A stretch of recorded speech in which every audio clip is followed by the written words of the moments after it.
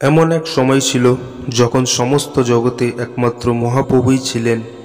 তখন গমন পবন মৃত্তিকা রবি শশী বলতে কিছুই ছিল না। সর্বত্র কেবল শুধু আল্লাহই ছিলেন এবং মহাশূন্যতার মাঝে একাকী না থেকে ইচ্ছে করলেন তিনি সেই শূন্যতার অবসান ঘটাবেন। এই শুভক্ষণে প্রথমে আল্লাহ পাক তার প্রিয় নবী মুহাম্মদ সাল্লাল্লাহু আলাইহি সাল্লামের নূরকে পৃথক করলেন, যাকে আমরা সাধারণত মুহাম্মাদী নূর বলে ডেকে থাকি।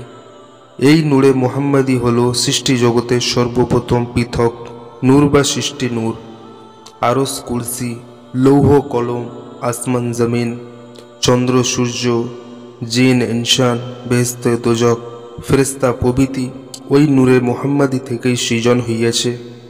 আল্লাহ পাক যখন মাখলুকাত সৃজন করার ইচ্ছে পোষণ করলেন, তখন উক্ত নূরকে চার ভাগে ভাগ করে প্রথম অংশ হতে কলম, দ্বিতীয় অংশ হতে লৌহে মাহফুজ ও তৃতীয় অংশ হতে আরজ মুআল্লা সৃজন করলেন।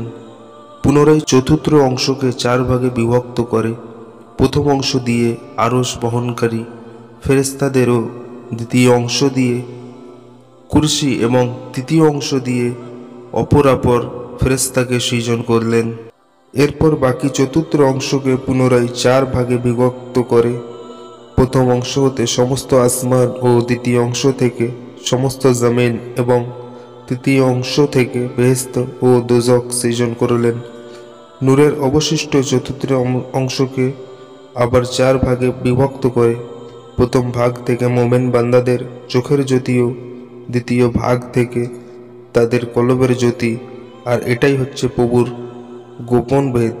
দ্বিতীয় ভাগ হতে তাওহীদ এর নূর তথা কালেমা তৈয়বা সৃজন করলেন।